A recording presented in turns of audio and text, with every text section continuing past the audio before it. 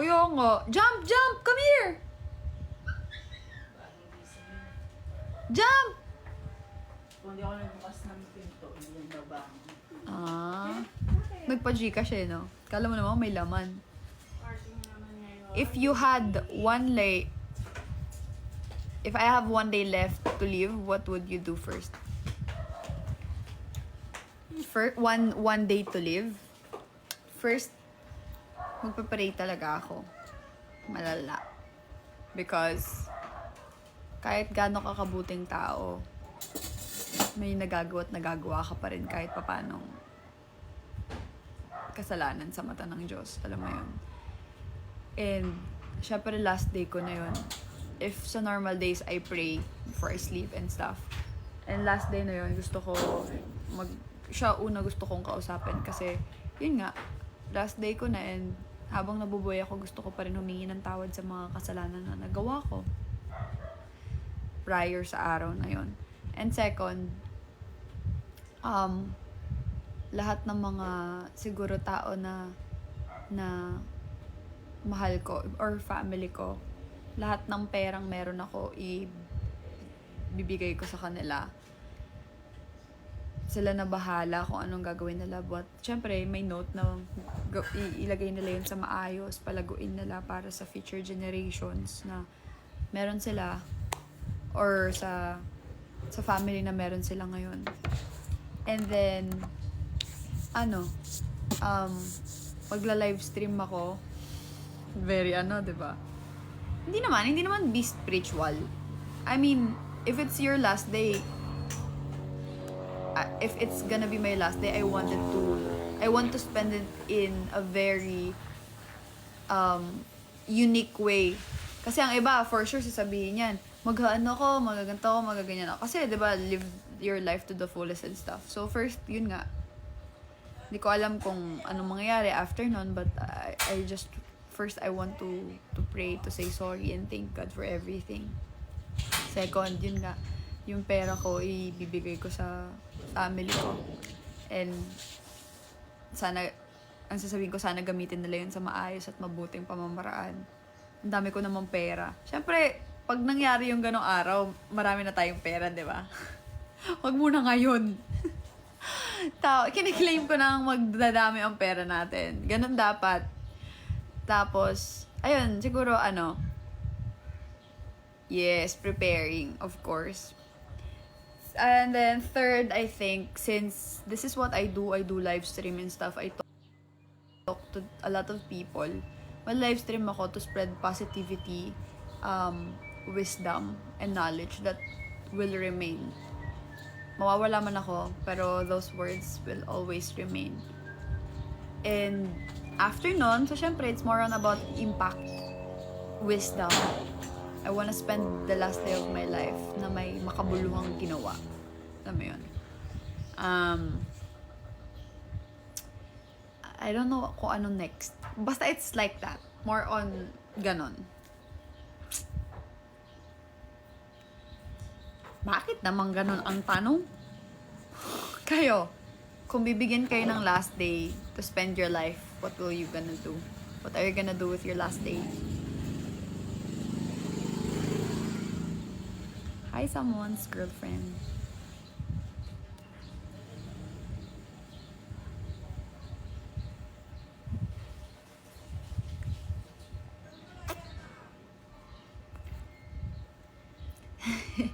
Kaagising ko lang.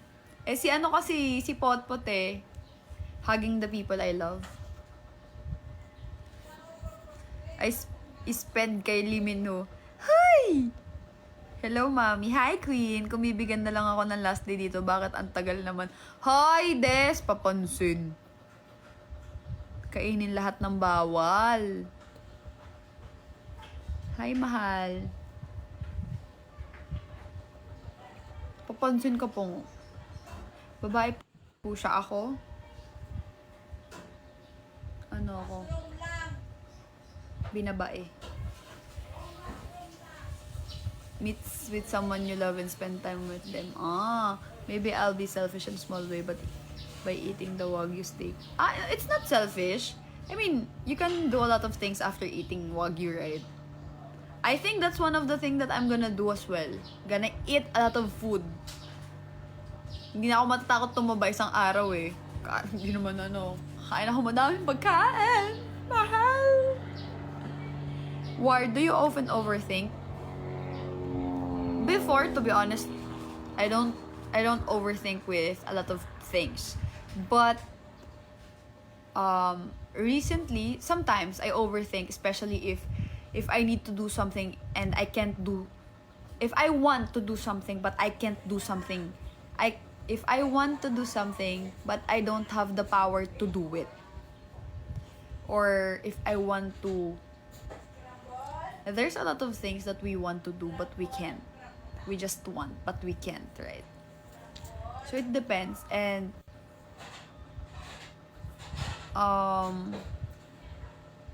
recently, just a little bit. Hindi. Uy, hindi na nakakasawang panoorin. If you could have a house in any country, where would you buy it? And in any, so it doesn't mean isa lang, right? Gusto ko sa Japan, sa China, sa Dubai. Wait. Japan, dami ah. Ilan ba? Bigyan mo ako ng limit. Kasi lahat ng gusto kong countryng puntahan, bibigyan ko ng bahay. Ayun, Korea, yeah.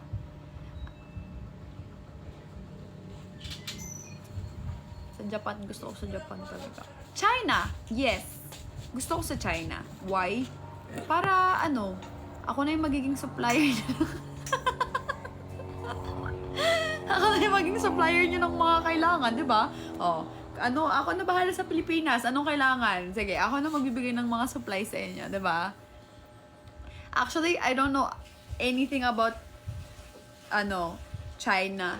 Wala akong alam sa ang Macau part ng China, right? Si Jane. Thank you, Jane.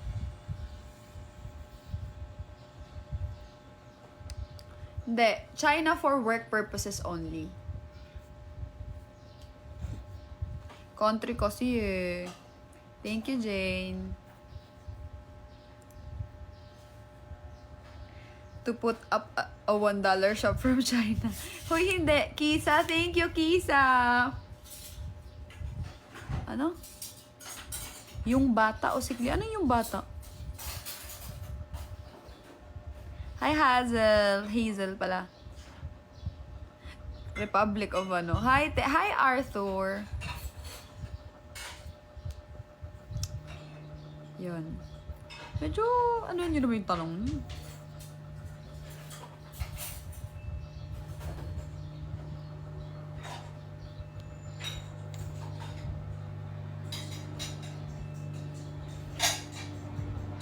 Mahal na pocket niyan. Oh, cute si Nor. Hi, Kellogg! Ay, Kellogg B! Hi, Kellogg B! Miss you! In Dubai, you will meet many Habibi. Oh yeah, there's a lot of Habibi.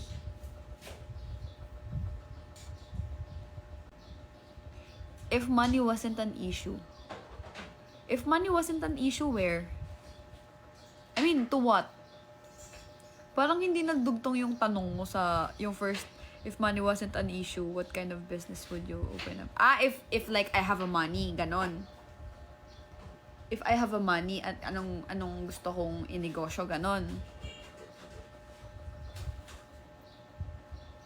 Miss you, Kuya Longby.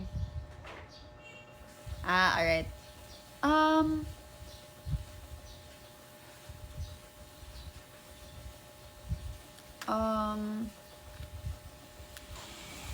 Pet shop. Gusto ko ng pet shop. Gusto ko ng clothing store. Gusto ko ng skincare brand. Makeup brand, hindi masyado. Kasi hindi naman ako ma-makeup eh. But pwede din.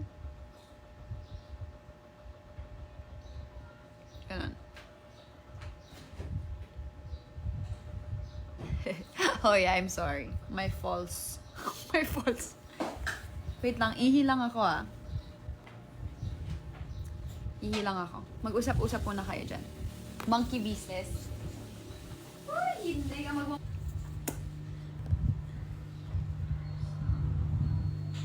Moshi, come here. Pakita ko ito. Dali, come here. Come here. Come here. Sus. Tingnan nyo. Si Moshi. Bantot naman ikaw. Bantot naman ikaw. Bakit mabantot ka? Ha? Sus. Tingnan nyo, matanda na to. What?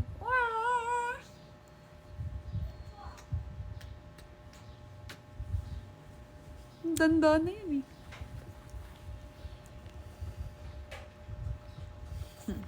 Tanong na tayo. Tulog, oo, tulog si Cleo eh.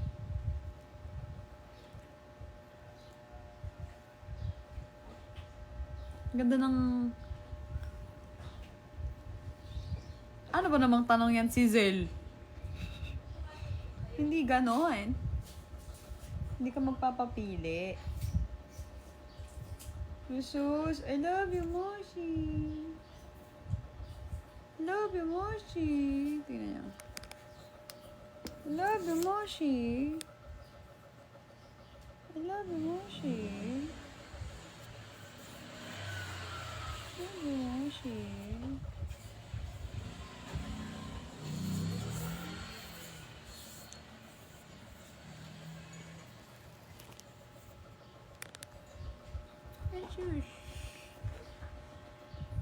Di ba ba... Susi, Ana. Wala na si Potpot. Tanong kayo. Oo. Ngayon lang nagbabawitan ng tulog kasi nagpakain na to sa mga kapatid niya eh. Hi, Fave. Si Moshi.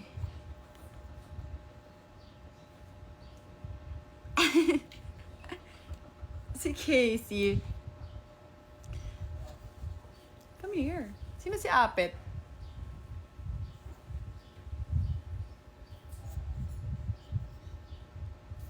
Bakaw ng hininga mo.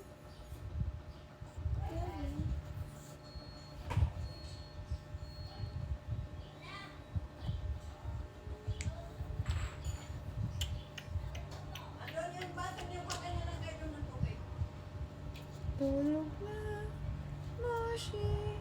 Tulog na, Moshi. Tulog lang eh. Hello, ate. Ano games? Thank you, Hazel. Aso, isang Moshi na yun. Na Moshi. Hi, Faye. Tanong na kayo para ano, magsagutan tayo dito. Kung hindi ka sinasagot ng nililigawan mo, ako ang sasagot sa'yo. Tanong nga lang. Sa tanong nga lang. Jersey to ni Cleo eh.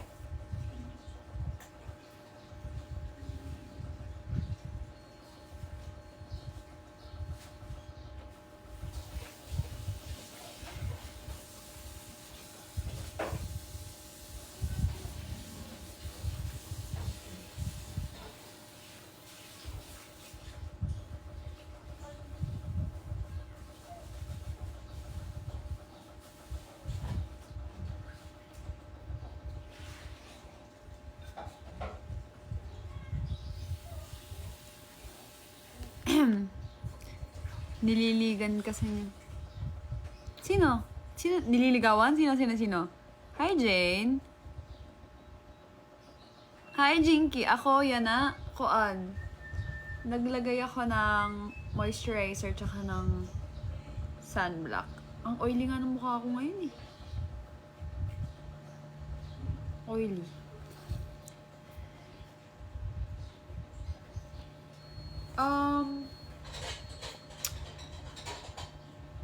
Wala po, joke lang.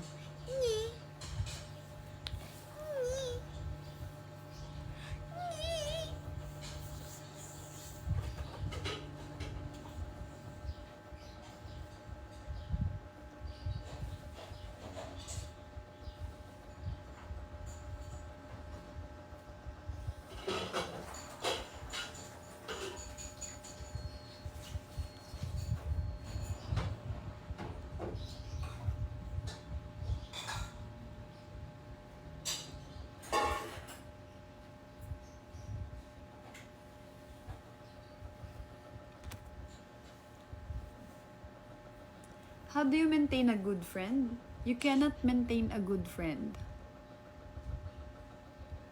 You cannot. Like for example, para mong sinabi na ano,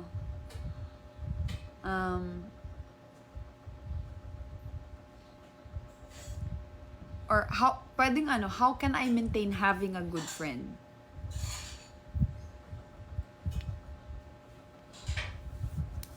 Or mali yung pagkakaintindi ko.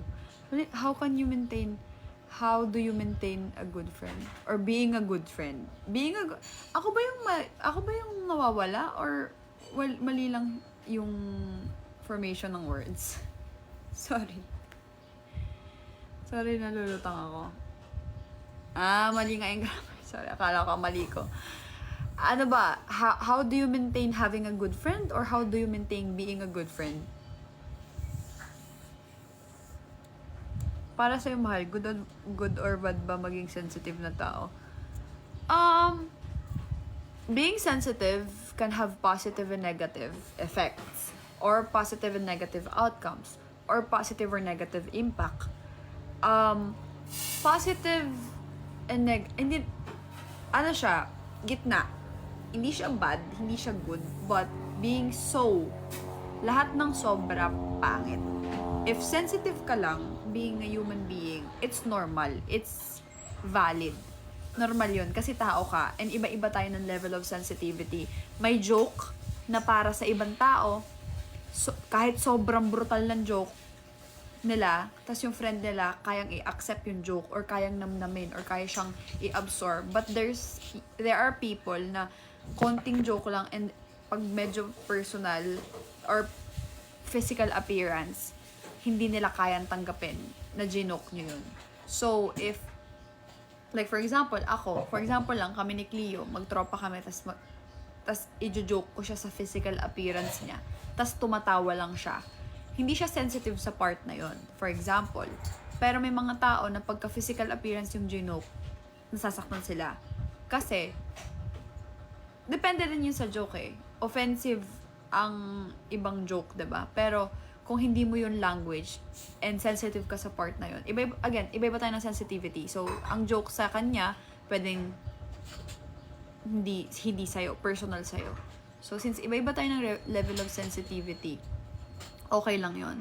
Pero pag sobrang sensitive, like for example, wala namang binibig deal or wala namang pinapalabas, tapos parang, bakit mo kayo na wala ka namang ginagawa sa'yo, lahat ng sobrang pangit. So, kung sensitive kang tao, madali ka ma-hurt, madali ka masaktan and stuff, okay lang yun, valid yun, kasi tao ka, may feelings ka, and again, iba-iba tayo ng level of sensitivity. Pero pag sobra kang sensitive, kailangan mo din i-check yung sarili mo, kasi hindi yung ibang tao yung mag-a-adjust sa'yo. Kailangan mo i-work out yung sarili mo. Marami akong taong naririnig na, hindi, ito ako tanggapin niyo ako, or dapat tanggapin ako na magiging jowa ko, or gano'n. Hindi yun gano'n. That's not how world works, or how human being works. If you think ikaw yung problema, ikaw yung mag-a-adjust, hindi yung tao yung mag-a-adjust sa problema, unless hindi ka tao.